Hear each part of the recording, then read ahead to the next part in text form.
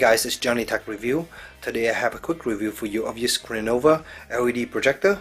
This is a pretty big and nice projector that features a 2600 lumen of power output, so you will get a very nice bright screen which allow it to be used during a more bright environment. Along with the projector you get some other stuff like a power cable, of course.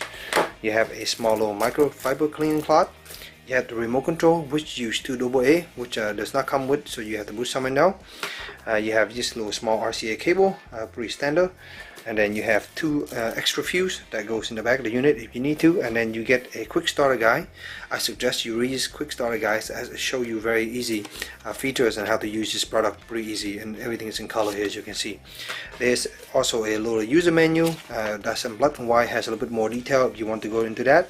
And then there is also a warranty paper which say they are guaranteed for 1 year. So let's look at the projector itself. As you can see, let's start in the back here with all the different input. As you can see here, you have your 2 different USB port, USB 1, USB 2, so 2 different USB input. You have some HDMI input here, 2 of them. You have component input, you have RCA, composite input, you have VGA, you also have a digital TV input, which I don't know what to use that for. I guess if you have a digital tuner you can do that. Here is the Keystone setting, and there is the speakers, and then there's your power supply. The top of the unit you have some button here as you can see. These are the buttons that you have. You have source, menu, you have the volume up and down channel, and then there's the IR port, and then the power port in the middle. So up front you have the little focus control here. There's a little lens cap cover, and you also have another IR port. And here you can see this is where the fan sucks in L and push out to the side here. So at the bottom here you have this little small leg that you can add here to elevate the projector a little bit. Sadly there is no other mount here, so I can't really use this like a tripod mount, which I'm a little bit disappointed about. I wish there was a little small hole here that you can mount it on your tripod or something like that. There's also a removable little L filter here for the fan. You need to take this off in order to access. So now I'll show you the lens. It's covered underneath here with this little rubber silicone gasket here, and you can open, and inside there's the lens. You can see, look pretty nice. So quickly let's go over the remote control. Here is the remote control. You have of course the power button, picture mode, audio, flip, freeze. You have some favorite button here, some radio aspect you can change here, your multimedia control here, and your navigation here using the menu, and then you have return, and then down here you have volume channel, and then you at the bottom here you have the little numpad if you need to type in any number, as you can see right now. So when you plug in the unit, you're going to see that the power light will come on here, and it will show you that it's in red right now, so I'll show you it's ready to come on. So I dim just a little bit of light here to leave just only one up light here. So I'm going to go ahead and point it to the wall, and we can just go ahead and turn it on using the remote. You can see that will come green, and then we press it again. There you go, and you can now hear the fan running.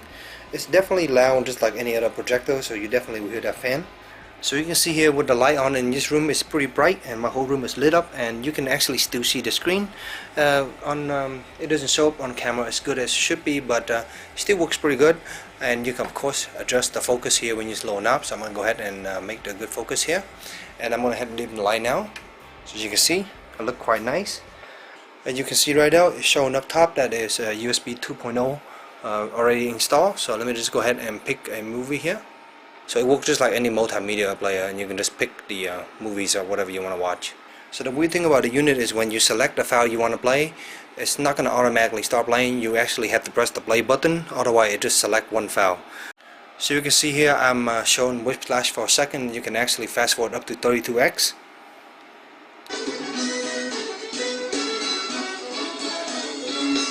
This is the maximum volume at 100%. The speaker is still pretty small, so you definitely want to output this sound to something else, because the sound quality is not very loud in this unit. So as you can see here, the native resolution of this projector is 800 by 480, so it's not a very high quality projector, but overall when you project this on 10-foot wall, it looks pretty nice, and even from far away here you can barely make out the pixelation. So I think this resolution is actually pretty good for this projector.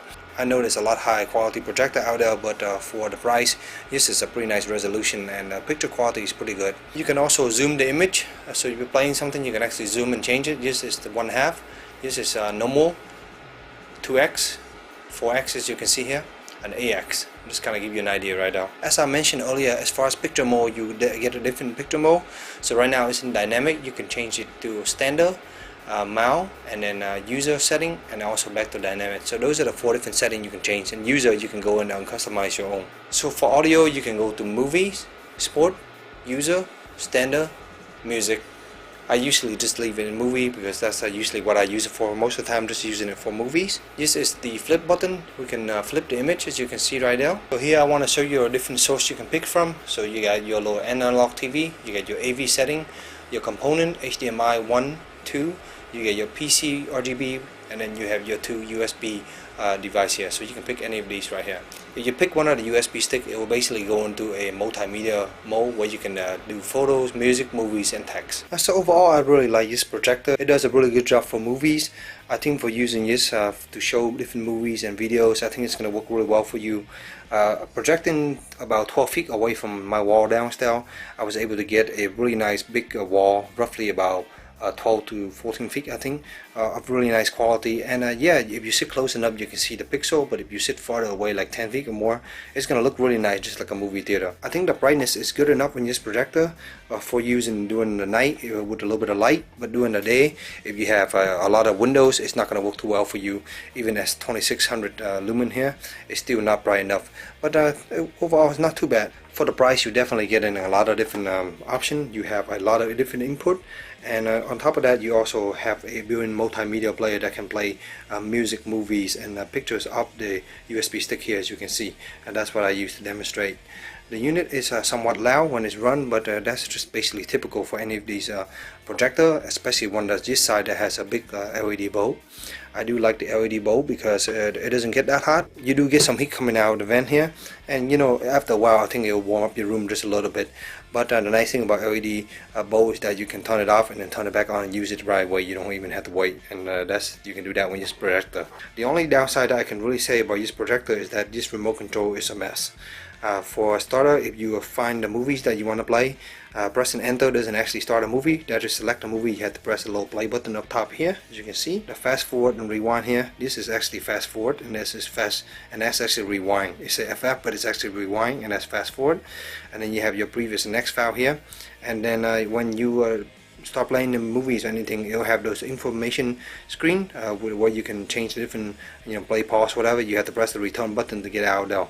You also can use the exit button. So yeah, that's pretty much the unit. Works pretty well.